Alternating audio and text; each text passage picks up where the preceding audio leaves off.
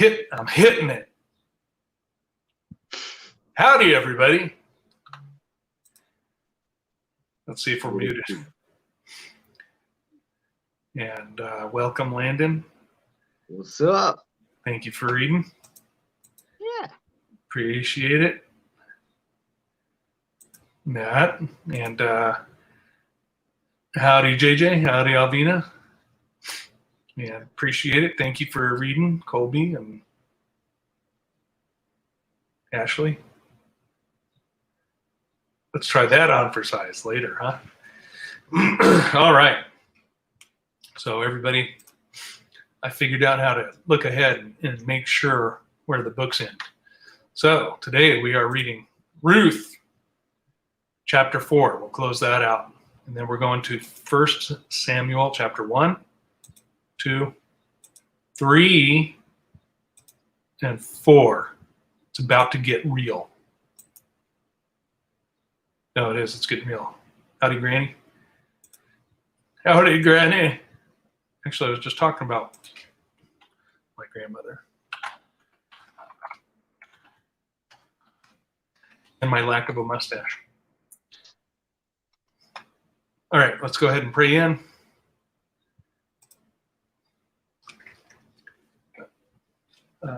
Good evening, Father. Thank you very much for the fellowship and family that we have here. We're very grateful. We ask you to put your spirit of knowledge and understanding upon all of us here, and a willingness to share what it is that we learn and get from the reading we do tonight. There are people that need some coverage and prayer. We ask you to cover them for what they're going through. You know who it is. And everybody else that's here, we ask you to bless them. And thank you for that. In Jesus Yeshua's name, amen. All right.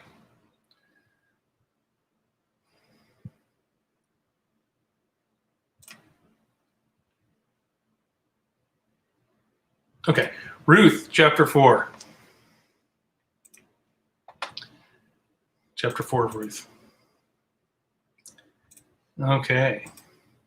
Then went Boaz up to the gate and sat him down there. And behold, the kinsman of whom Boaz spake came by, unto whom he said, Ho, such a one, turn aside, sit down here. And he turned aside and sat down. And he took 10 men of the elders of the city and said, Sit ye down here. And they sat down. And he said unto the kinsman, Naomi, that is come again out of the country of Moab, selleth a parcel of land, which was our brother Elimelech's.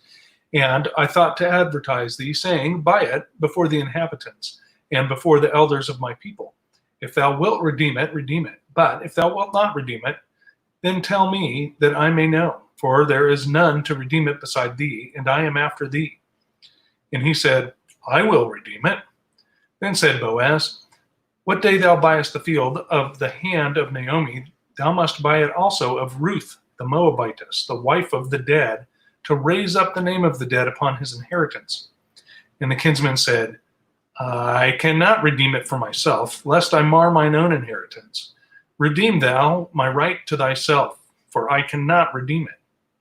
Now this was the manner in former time in Israel concerning redeeming and concerning changing. For to conform all things, a man plucked off his shoe and gave it to his neighbor, and this was a testimony in Israel. Therefore the kinsman said unto Boaz, Buy it for thee. So he drew off his shoe. And Boaz said unto the elders and unto all the people, Ye are witnesses this day that I have bought all that was Elimelech's and all that was Chilion's and Mahlon's of the hand of Naomi.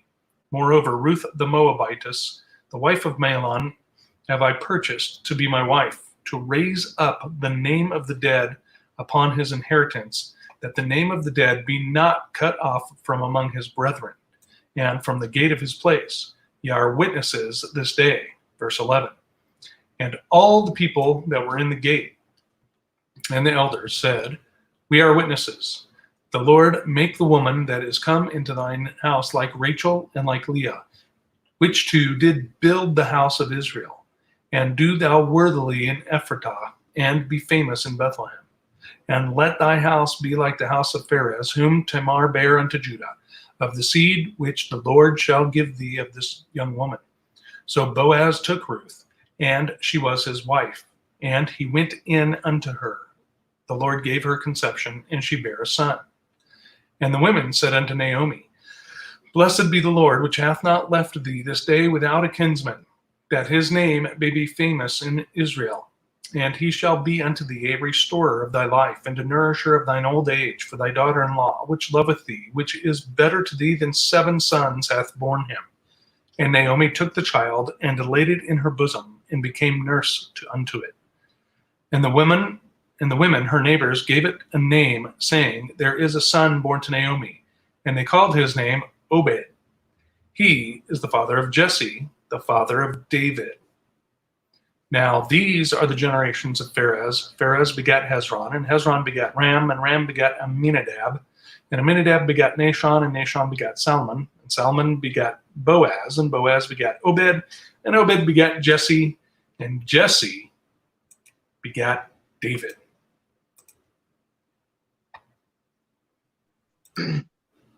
Samuel 1. There was a certain man of Ramath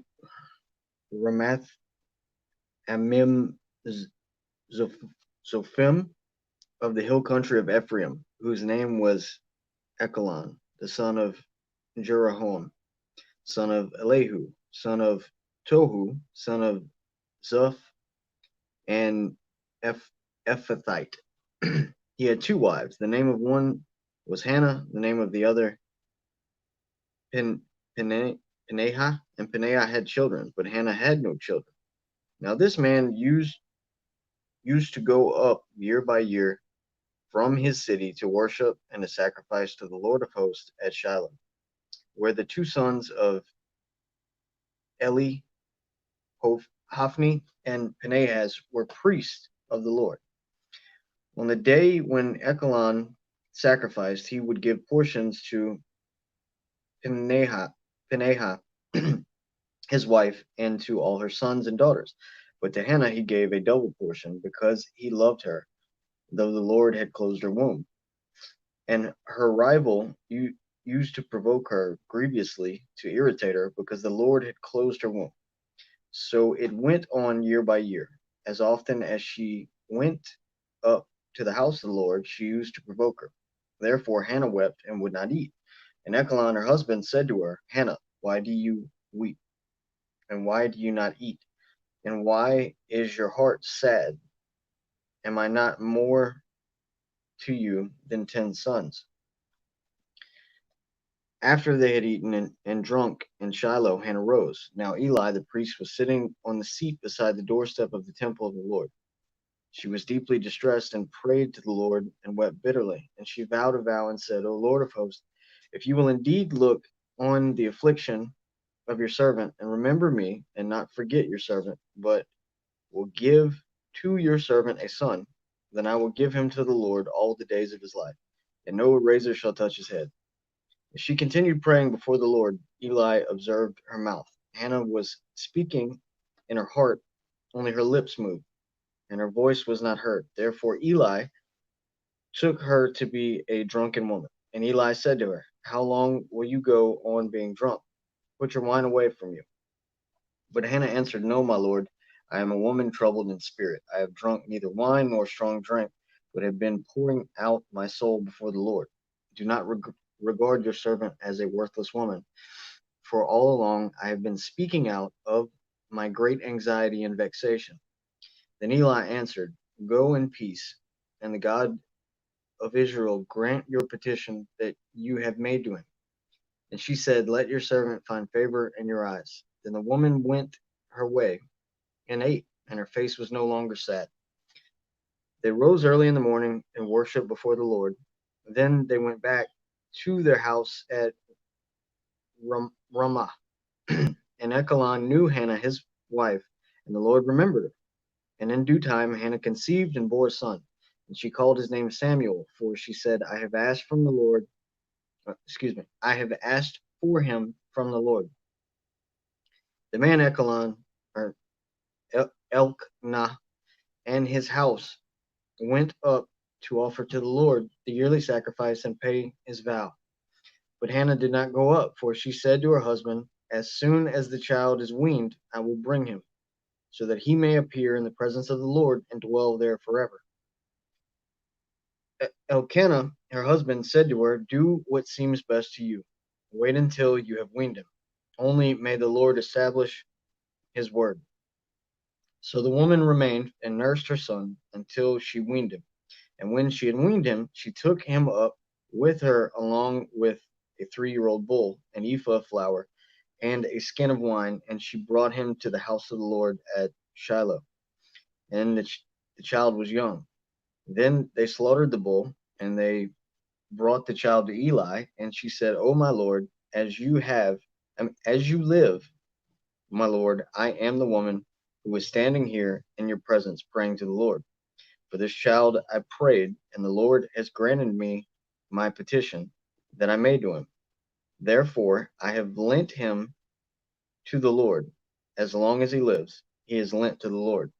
And he worshiped the Lord there. 1 Samuel chapter 2. And Hannah prayed and said, "My heart rejoiceth in the Lord. Mine horn is exalted in the Lord. My mouth is enlarged over mine enemies, because I rejoice in thy salvation. There is none holy as the Lord. There is none beside thee, neither is there any rock like our God. Talk no more so exceedingly proudly. Let not arrogancy come out of your mouth, for the Lord is a God of knowledge, and by him actions are weighed. The bows of the mighty men are broken, and they that stumbled are girded with strength. They that were full have hired out themselves for bread, and they that were hungry ceased, so that the barren hath borne 7, and she that hath many children is waxed feeble. The Lord killeth and maketh alive. He bringeth down to the grave and bringeth up. The Lord maketh poor and maketh rich. He bringeth low and lifteth up. He raiseth up the poor out of the dust, and lifteth up the beggar from the dunghill, and set them among princes, and to make them inherit the throne of glory. For the pillars of the earth are the Lord's, and he hath set the world upon them. He will keep the feet of his saints, and the wicked shall be silent in darkness. For by strength shall no man prevail.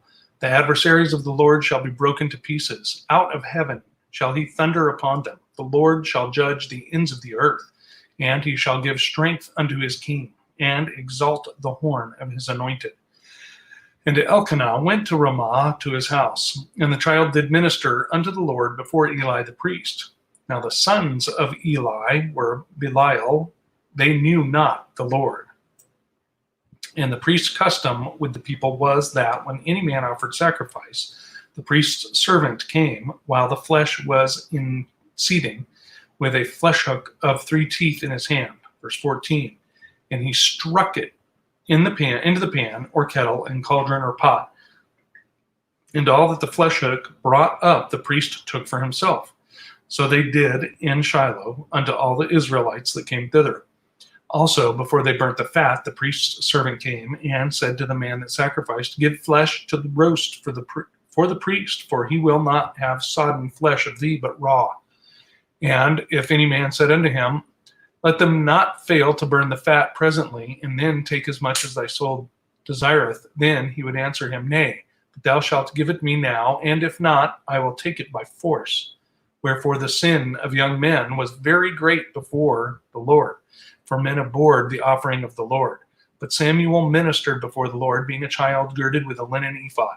Moreover, his mother made him a little coat, and brought it to him from year to year, when she came up with her husband to offer the yearly sacrifice. And Eli blessed Elkanah and his wife, and said, "The Lord give thee seed of this woman for the loan which is lent to the Lord." And they went unto their own home. And the Lord visited Hannah, so that she conceived, and bare 3 sons and 2 daughters. And the child Samuel grew before the Lord. Now Eli was very old, and heard all that his sons did unto Israel, and how they lay with the women that assembled at the door of the tabernacle of the congregation. And he said unto them, "Why do ye such things? For I hear of your evil dealings by all this people. Nay, my sons, for it is no good report that I hear. Ye make the Lord's people to transgress. Verse 25. If one man sin against another, the judge shall judge him. But if a man sin against the Lord, who shall entreat for him? Notwithstanding, they hearkened not unto the voice of their father, because the Lord would slay them. And the child Samuel grew on, and was in favor both with the Lord and also with men. And there came a man of God unto Eli, and said unto him, Thus saith the Lord, Did I plainly appear unto the house of thy father when they were in Egypt in Pharaoh's house? And did I choose him out of all the tribes of Israel to be my priest, to offer upon mine altar, to burn incense, to wear an ephod before me? And did I give unto the house of thy father all the offerings made by fire of the children of Israel? Wherefore kick ye at my sacrifice and mine offering, which I have commanded in my habitation? And honorest thy sons above me, to make yourselves fat with the chiefest of all the offerings of Israel, my people? Wherefore the Lord God of Israel saith, I said indeed that thy house and the house of thy father should walk before me forever. But now the Lord saith, Be it far from me. For them that honor me I will honor, and they that despise me shall be lightly esteemed. Behold, the days come that I will cut off thine arm and the arm of thy father's house, that there shall not be an old man in thine house. And thou shalt see an enemy in my habitation, in all the wealth which God shall give Israel. And there shall not be an old man in thine house forever. And the man of thine, whom I shall not cut off from mine altar, shall be to consume thine eyes, and to grieve thine heart, and all the increase of thine house shall die in the flower of their age. And this shall be a sign unto thee, that shall come upon thy two sons, on Hophni and Phinehas, and one day they shall die, both of them. Verse 35. And I will raise me up a faithful priest, that shall do according to that which is in mine heart and in my mind. And I will build him a sure house, and he shall walk before mine anointed forever. And it shall come to pass, that every one that is left in thine house shall come and crouch to him for a piece of silver and a morsel of bread, and shall say, Put me, I pray thee, into one of the priest's offices, that I may eat a piece of bread. Now the boy Samuel was ministering to the Lord in the presence of Eli, and the word of the Lord was rare in those days. There was no frequent vision. At that time, Eli, whose eyesight had begun to grow dim, so that he could not see, was lying down in his own place. The lamp of God had not yet gone out, and Samuel was lying down in the temple of the Lord, where the ark of God was. Then the Lord called Samuel and said, Here I am. Then the Lord called Samuel, and he said, Here I am, and ran to Eli and said, Here I am, for you called me. But he said, I did not call. Lie down again. So he went and lay down, and the Lord called again, Samuel. And Samuel arose and went to Eli and said, Here I am, for you called me. But he said, I did not call, my son. Lie down again.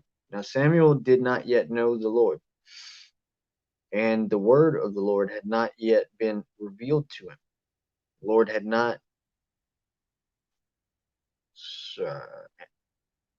And the Lord called Samuel again the third time, and he arose and went to Eli and said, Here I am, for you called me. Then Eli perceived that the Lord was calling the boy. Therefore Eli said to Samuel, Go lie down, and if he calls you, you shall say, Speak, Lord, for your servant hears. So Samuel went and lay down in his place. And the Lord came and stood, calling as at other times, Samuel, Samuel. And Samuel said, Speak, for your servant hears. Then the Lord said to Samuel, Behold, I am about to do a thing in Israel, at which the two ears of everyone who hears it will tingle. On that day I will fulfill against Eli all that I have spoken concerning his house, from beginning to end. And I declared to him that I am about to punish his house forever for the iniquity that he knew, because his sons were blaspheming God, and he did not restrain them. Therefore I swear to the house of Eli that the iniquity of Eli's house shall not be atoned for by sacrifice or offering forever.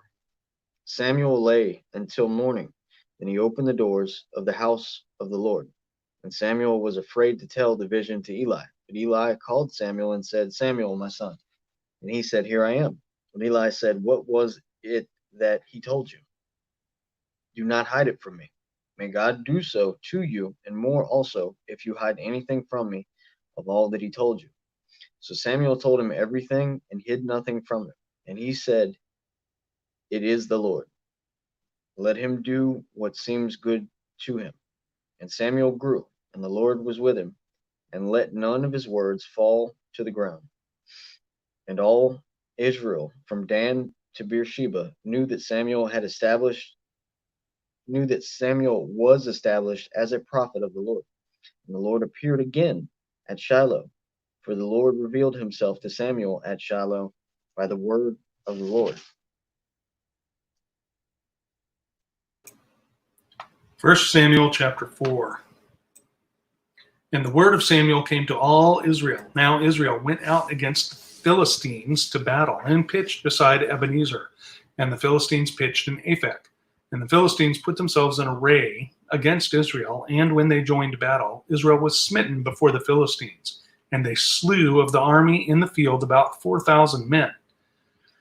And when the people were come into the camp, the elders of Israel said, Wherefore hath the Lord smitten us today before the Philistines? Let us fetch the ark of the covenant of the Lord out of Shiloh unto us, that when it cometh among us, it may save us out of the hand of our enemies. So the people sent to Shiloh, that they might bring from thence the ark of the covenant of the Lord of hosts, which dwelleth between the cherubims. And the two sons of Eli, Hophni and Phinehas, were there with the ark of the covenant of God. And when the ark of the covenant of the Lord came into the camp, all Israel shouted with a great shout, so that the earth rang again.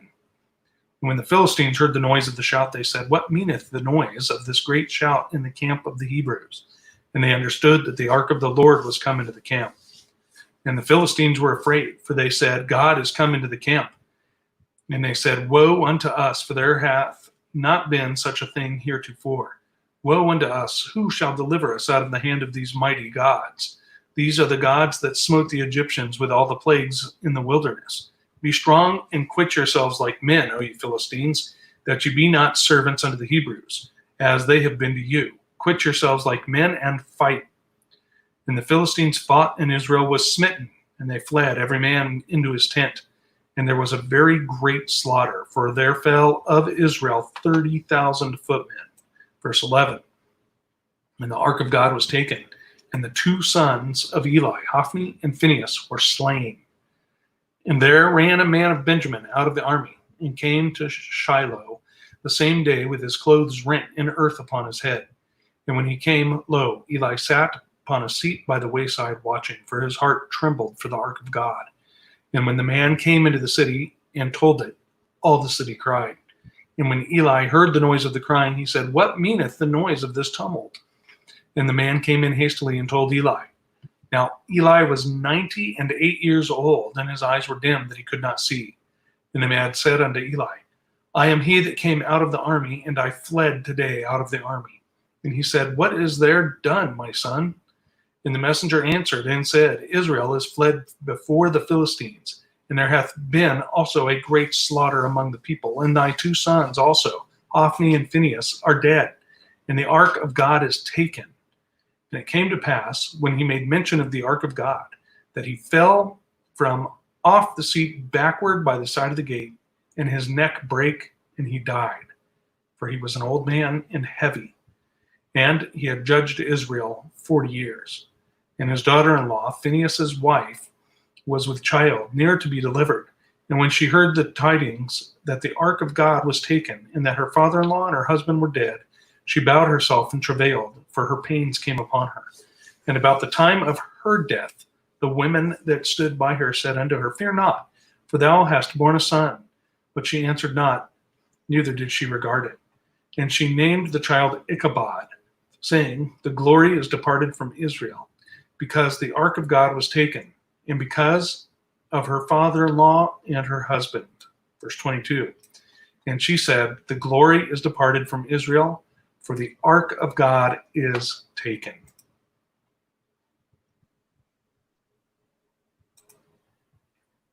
Well, we probably should have stopped at the end of Ruth to discuss that. But let's go ahead and mosey back to Ruth. And then, oh my gosh, look at all these people. Howdy, Chance. Howdy, Bowman. Who else is here? Sup. Yeah, and Margaret, too. Awesome. Look up a little bit. All right, I think we got everybody. We got everybody, except for that Landon character. Oh, wait, you're right there. Okay. Ruth chapter 4. I have to go backwards now.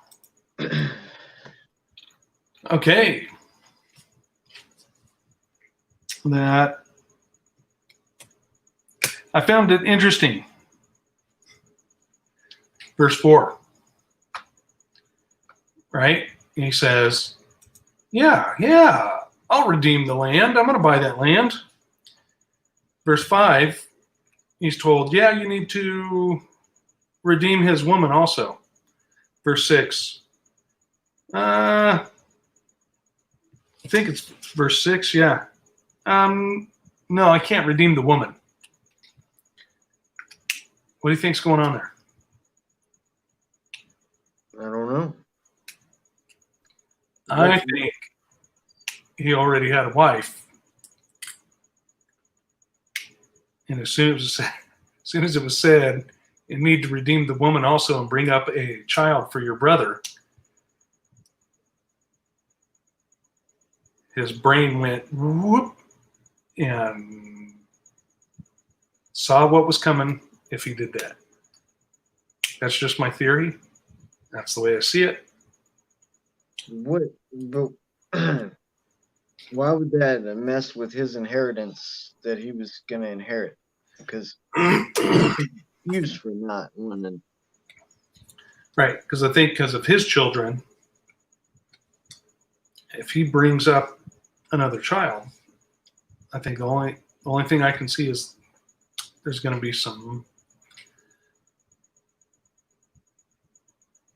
agitation in his household. We'll put it that way.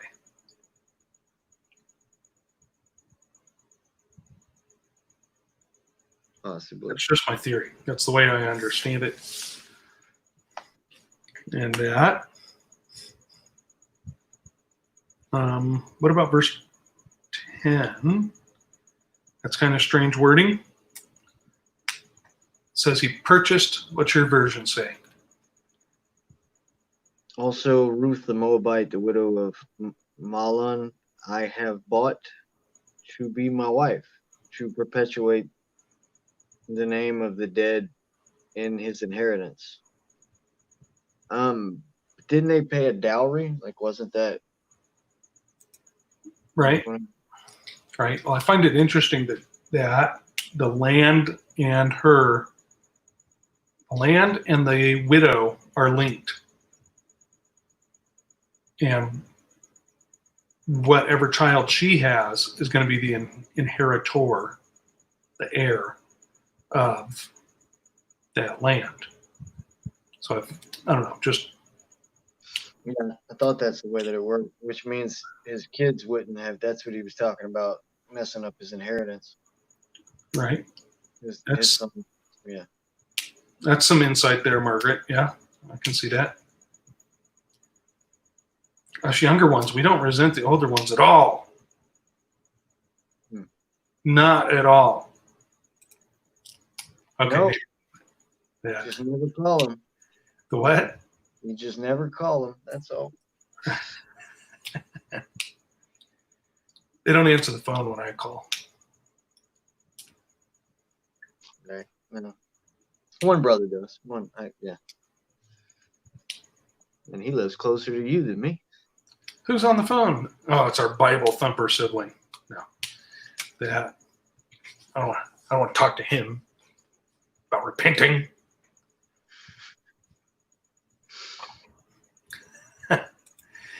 Uh, What's all the right. deal? What's the deal with the shoe thing? Like, can you imagine? You know, you go to the hills of Hollywood, and instead of like an Academy Award, like dude's just got shoes on a shelf from different people that he's made business deals with. I don't know. But let me ask you this. Is it a claim? I don't know. I'm asking. Is it a claim that Hispanic Israel makes? The Hispanic Israelites, like black Israelites? Do they claim that the custom of the shoe is proof? It's proof in La Chancla? Oh, that's funny. Yeah. I don't So know. when you get beat with a shoe, you get beat with somebody else's shoe. You get beat with someone else's shoe, man. Mm. Okay. I think that's all. The race thing is nonsense. So like we're the ones. It's like, well, even actual Israel that we read about when they were disobedient, as we go on into, like they were slaughtered as well. Um, Yeah. so yeah. I want to Though look. man, sorry. Go ahead. I was just gonna say though man looks at the outward appearance. God, yeah. That whole thing. So Right. What is this about the Naomi takes the child and lays it in her bosom and became a nurse unto it.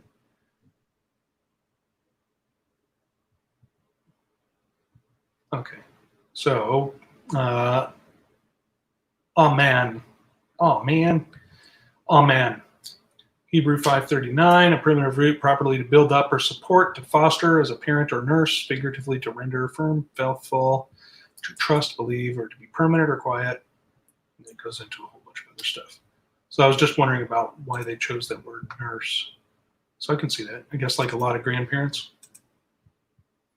well, I mean, at the culture, it's not uncommon to have like and it was my understanding to have like a nursing friend back then that could just pick up the baby because they were hungry and like gives up.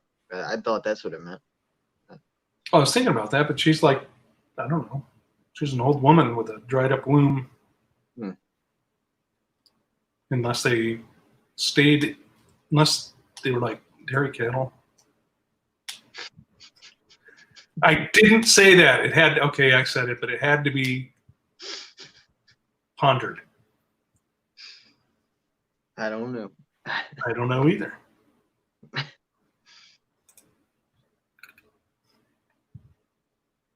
Stop going there. So from Ruth, we got the direct line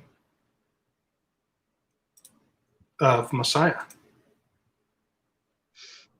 from the house of Jesse, from the root of Jesse.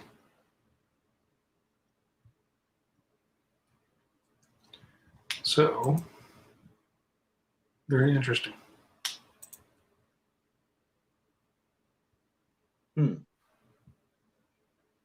Well, that's interesting. Howdy, April.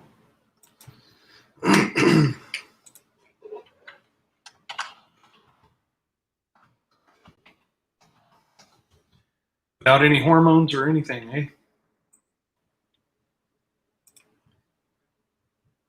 With enough stimulation. Okay. It's about to get real. We better move on. Okay. First Samuel chapter 1. Didn't y'all read it? All right, so because I got confused while I was reading it because it was either you or Matt or like this same story. I remember y'all went over it just the other day.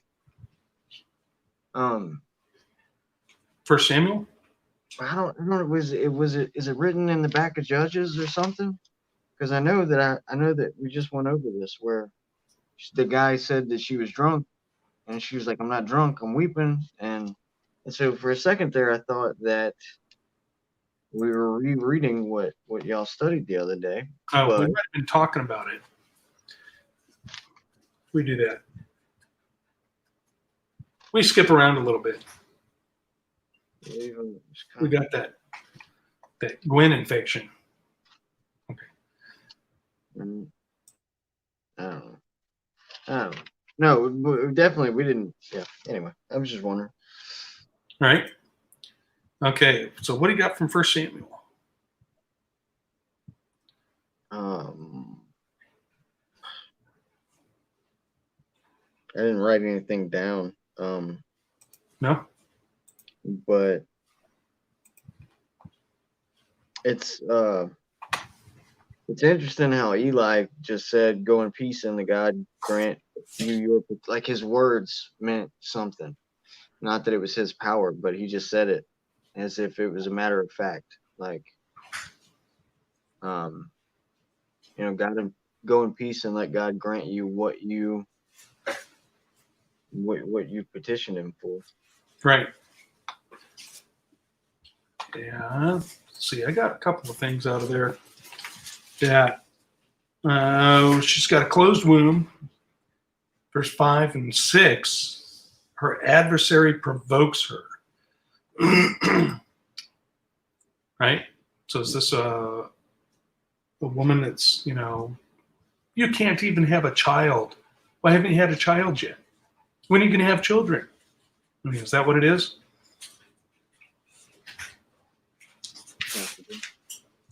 Um,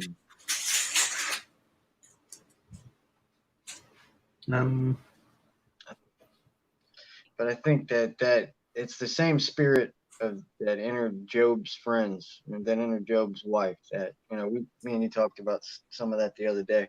Mm-hmm. They're in all of our lives if they're allowed to be invited into the vessel. I don't know why she had an adversary, but it just says her adversary, and it's like, why pick the one thing that hurts the most? And so yeah, I just look at the spiritual side of it, entering into a person and that person provoking. I don't think that people are generally ill-natured without Christ, but focused on themselves. You create a vacuum chamber where you can invite that spirit in and become that person, to where you're just mean.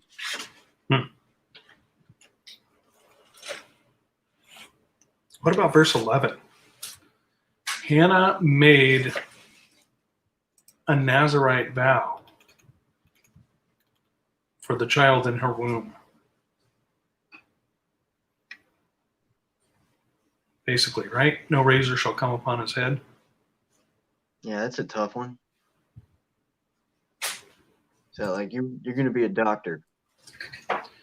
Right.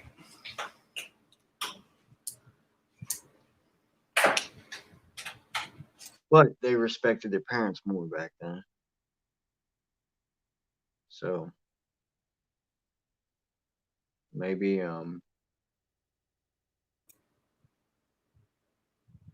yeah, I don't know. I don't know. I'm just asking.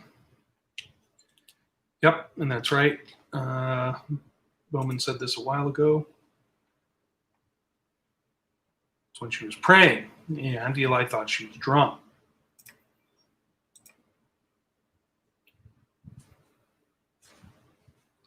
She says, I haven't been drinking.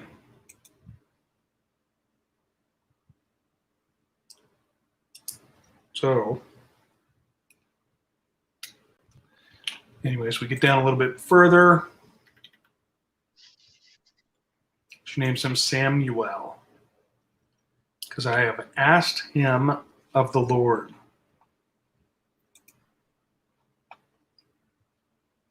Let's look it up, shall we?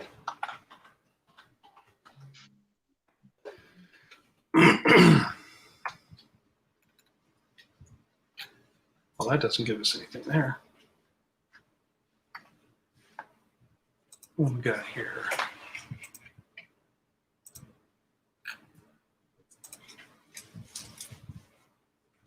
Okay, Hebrew 8050.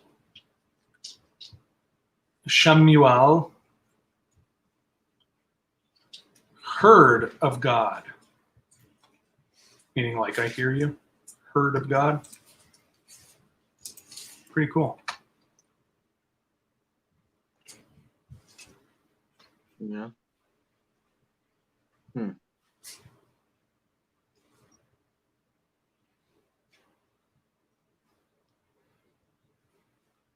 Interesting. All right. All right. Anything else from 21? Hang on. Notice she keeps him till she weans him. So what are we looking at here? 3 years, 4 years, 3, 4, 5 years? It gotta be tough, man. 4 was a fun age. 4 was a fun age. Well, like to be a dad, it was Oh really. yeah. It's man, that's a fun age.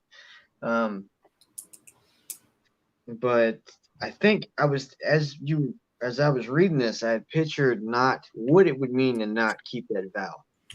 What and probably that she probably had a better understanding than we do. Like like it was just more well known back then, the concept and how they thought in the culture, and the disaster that would probably befall upon her and her child for breaking a vow with the father. And so I get why she was like, well, you got to keep the word, you know. I said it to God, not anybody else. Um, and yeah, so I was just thinking about that as we were reading that. Um, off to the temple you go. Yeah, one that's kind of that's a heavy duty one there. It's like dropping. I mean, something that we could relate to would be like dropping your son off at a monastery or something. Right.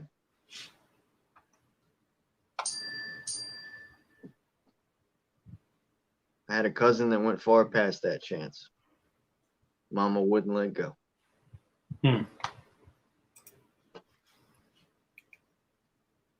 All right. What about the last verse in that? 28. Therefore also I have lent him to the Lord. As long as he liveth, he shall be lent to the Lord. Yeah, mine says Lent.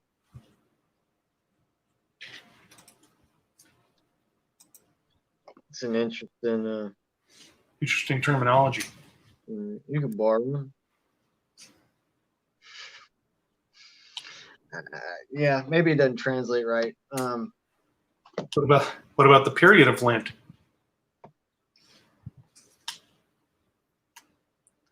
Oh, you're lent to the Lord for this short period of time every year, and then it's back to the idolatry, like they ever come out of it.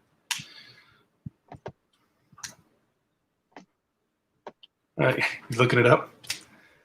Yeah. That's my boy. All right. While you're 28. doing that, I'm going to prepare them for chapter 2. 28. And I don't think I took any notes because I was reading it. But I left spaces to take notes. So, what's in there? So it is Hebrew, the Strong 7592. Don't ask me to pronounce that. It starts with an H. It's 7592. As to ask, inquire, borrow, to ask for, to ask, to inquire, yeah, to inquire, insult, to seek, to ask for oneself, ask leave of absence, to inquire, to beg, yeah. So it can mean to ask for, to grant, to make over to.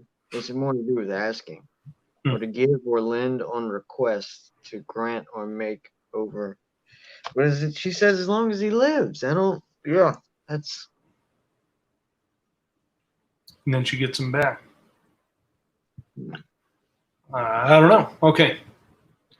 So, 2 Samuel, or 1 Samuel chapter 2.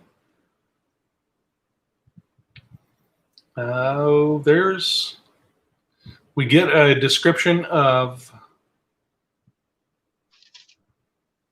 Eli's sons. I think it's in this. 12. I've Yeah. learned a little. Yeah. Sons of Eli were the sons of Belial. They knew not the Lord. So there we have, right, worship the Lord your God in vain, taking the name of the Lord in vain. They're in this priest's office, and they're skimming the offerings. Right. Not only are they skimming the offerings, they're extorting. Right? No, you'll give it to me before we take it to the altar. Right.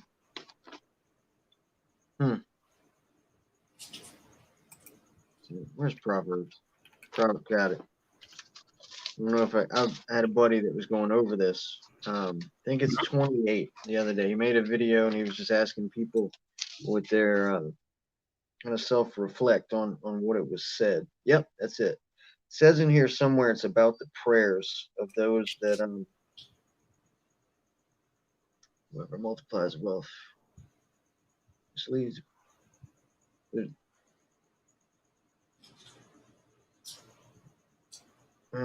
It's about those that pray to God, but it's the way it's worded. You're gonna have to give me a second. And it just made me think of what God says. The prayer. Man, let me find it. And you're looking that up in Proverbs? Yes. It just made me think of these men that are serving at the temple, and they're supposed to be doing, these prayers and sacrifices and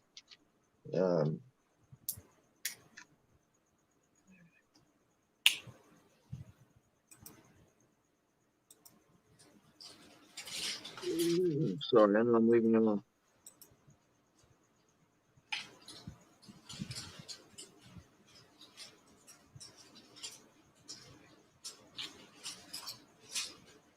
I can't. Yeah, sorry. I don't want to hold you up, but it was a good point.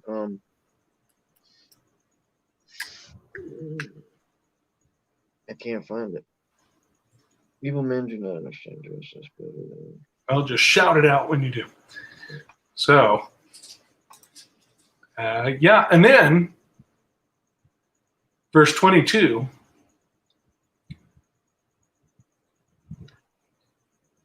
Right? Eli was very old and heard that all that his sons did unto all Israel, and how they lay with the women that assembled at the door of the tabernacle of the congregation. right. So basically, they're using it like their own Tinder app. This is Proverbs 28, verse 9. If one turns away his ear from hearing the law, even his prayer is an abomination. And that jumped out at me about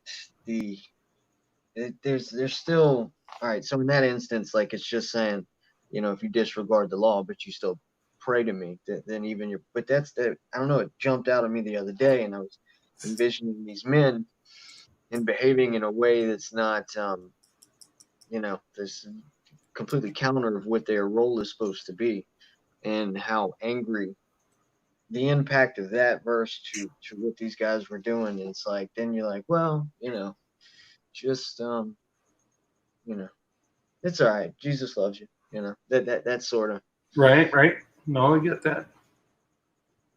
No, we don't have to do any of that. Right. Jesus did it all.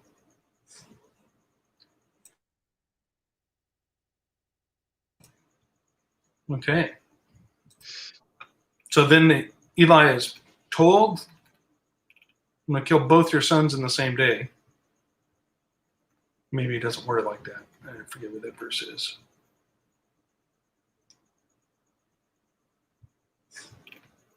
Yeah, it's after Eli hears the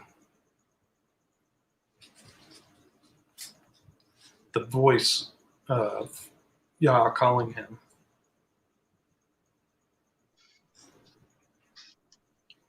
All right. You jumped into 3. No, it's in the latter part of this.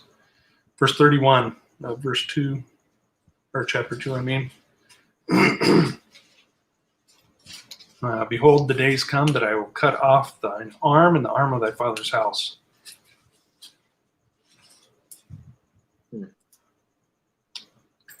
Verse 34. And this shall be a sign unto thee that shall come upon thy two sons, on Hophni and Phinehas, and one day they shall die, both of them. Right.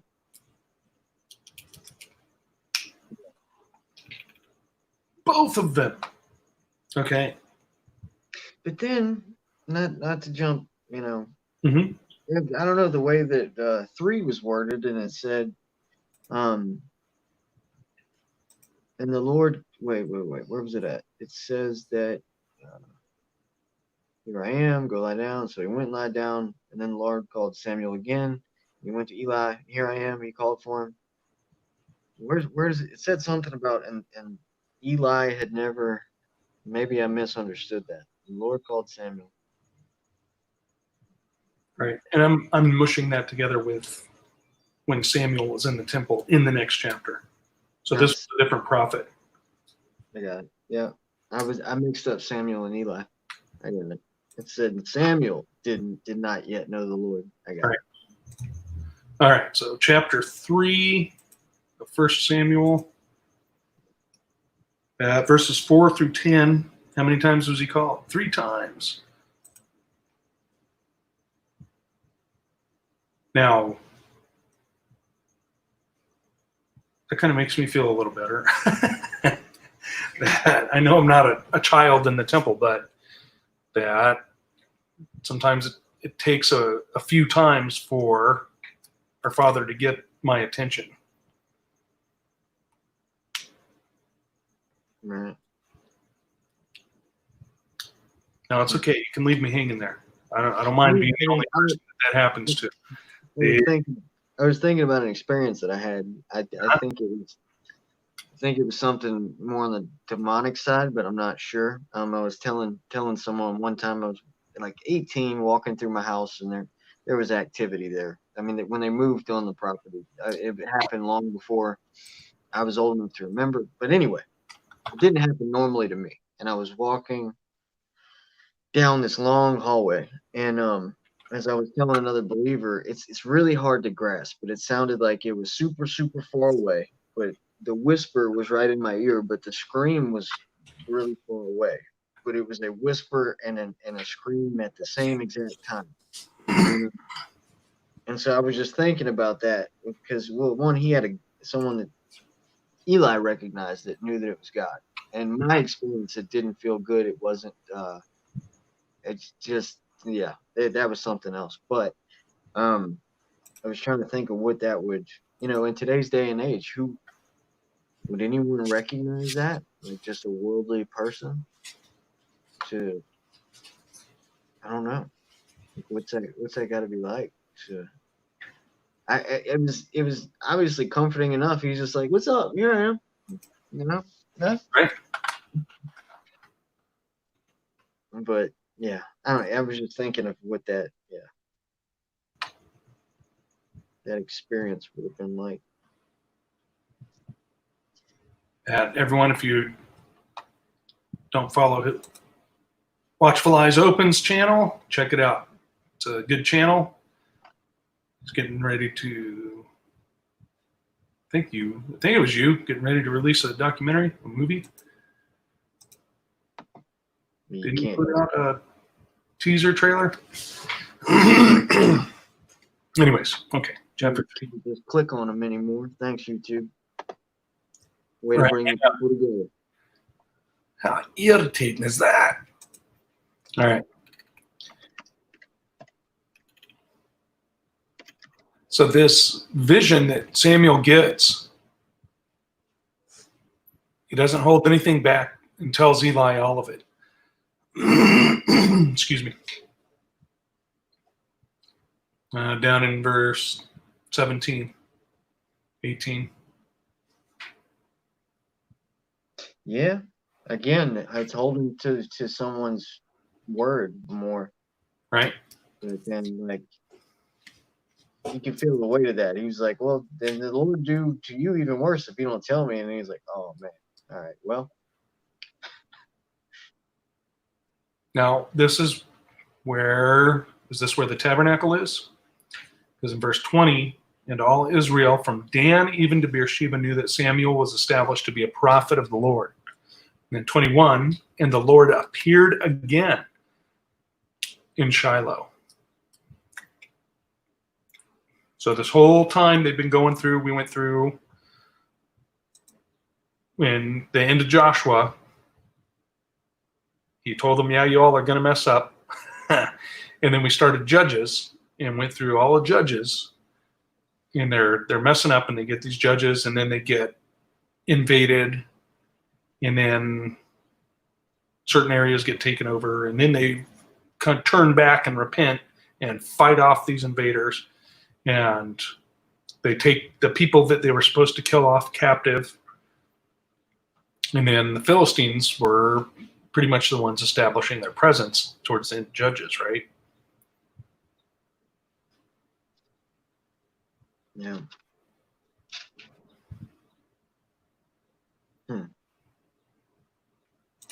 So imagine that, going all that time, and then all of a sudden, woof, pillar of fire. Or cloud, right?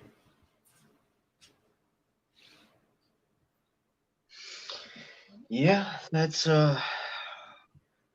You listen here, Mr. NASCAR. We don't want to use our real names.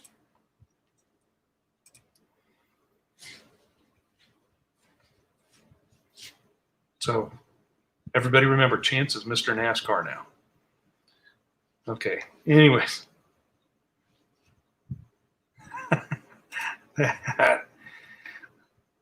Okay, let's go to chapter 4. I didn't take any notes. Did you take notes? no, sir. I'm going to have to learn how to read and write at the same time. I only take notes when I want to say a specific thing, and I don't want to forget what my but it's sometimes I just remember what I was thinking about. So. Right? I take like bullet points. That's what I do. Don't forget that. That's right. how Ichabod, huh? I know I'm jumping. That's all right. Yeah, that kind of hit me. That was had a dog named Ichabod. And sorry. That name is particularly poignant, the meaning of it, for that time of my life, too. So it's very, very. You got Ebenezer and Ichabod in the same chapter. Yeah. Which one's I just thought that was interesting. Yeah, it's almost like authors writing fiction can't make up their own names.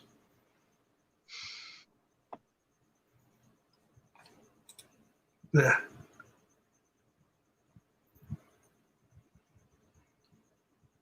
So this is, and this is, it's stirring my memory now too, because wait till you see what happens when the Philistines, when they get a hold of the ark.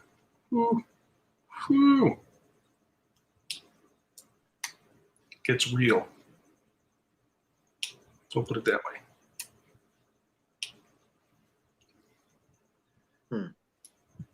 Ichabod. All right. Now I'm just thinking about a hit. All right, I'll stop. Stay. Right. And what about Phineas? 98 years old. How does it pronounce him? He was an old man and heavy. Now, was he skimming off the sacrifices too, maybe? Or, because I've kind of wondered this before, there's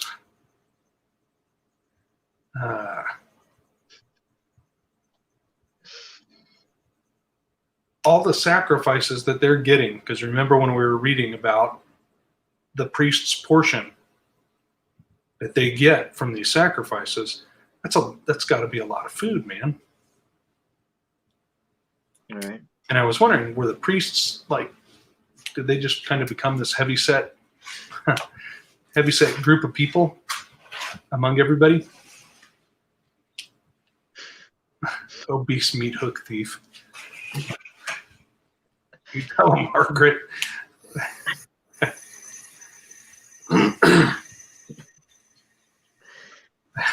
Maybe. You know, if you said that to somebody, you know what you are? You're just an obese meat hook thief. They'd look at you like, what are you even talking about?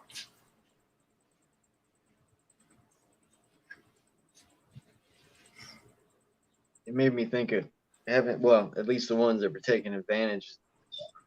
Never. Right? Chris Farley, Van Down by the River, motivational speaker. Right. Big Billy. Right. Okay. Anyway, sorry. Yeah. I had the image in my head. Yeah. Need you to give me some food.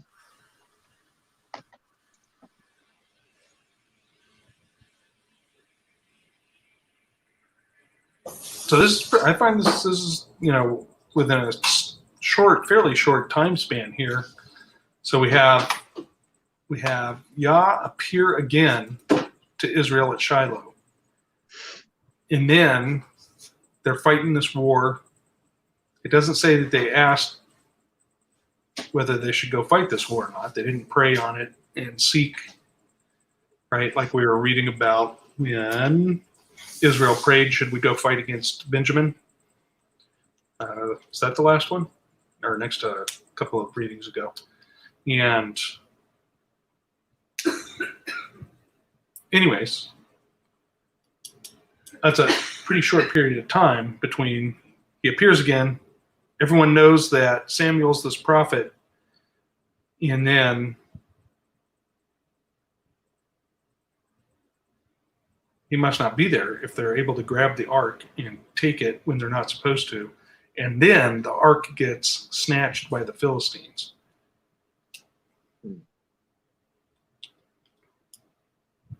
A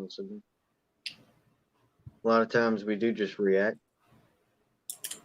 And I could see the idolatry of the ark. I mean, it's like naturally built into us. You pick a subject or even like a conspiracy topic. Like so many people just go to that thing, and it becomes like, this is my mission statement, and it was really just something that the Father was trying to reveal to you about the way that the world really is. But then it's just like people are just like stuck on proving what shape, you know, the terrain. Like I'm just saying that, you know, that is one example. Like a lot of, it's almost as if in our culture we're geared towards seeing a truth or something, and then a lot of people will take that one thing and that becomes it. And when you're walking around with this ark and you're under so much success, and it's the ark. Like, yeah, we worship God and we'll do the stuff you want us to do, but that has become an idol. Even if they don't, the enemy can whisper to you really cleverly. You're like, no, it's not. It's God, but we got the ark. You know, I mean, I see that going on maybe. Right. And I believe we're going to be coming up onto to that too, especially after the kingdom of Israel gets divided into two houses, where they'll be saying, you know, basically, yeah, we don't need you. We're children, you know, we're descended from Jacob, you know, we're the children of Israel. So they're even that, you know, this is not very long after they came into the promised land, they're already relying on their genetics.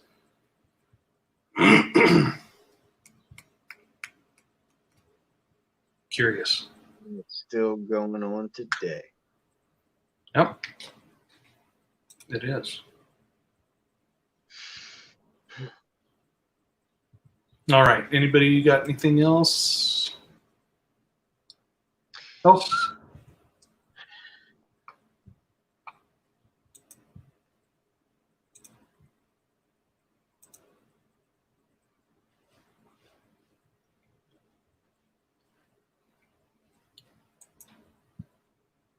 See, all y'all out there will know what was going on, and Landon's going to be like, what?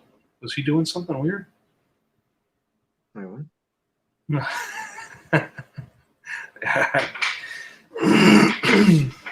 Okay.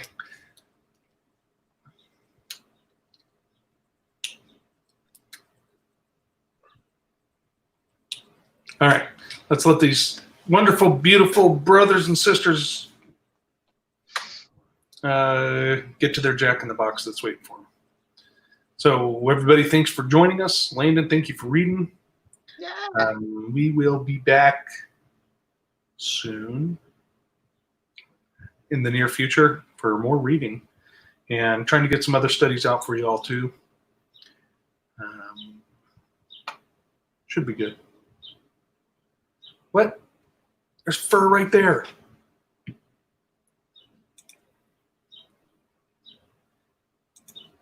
I was tempted to pick up Leo and put him right, but he's sleeping with him. Right? That is name. That can be a dangerous option with a dog. Yeah. Especially if they're eating Gaines burgers. So everybody, thank you for coming. Thank you for reading, Landon. And we will be back Wednesday with something new. So I think it's either going to be a study or we're going to read some more. Just pay attention to whatever notice we put up. Excuse me. Yeah. Otherwise, love you all. We'll see you all very soon.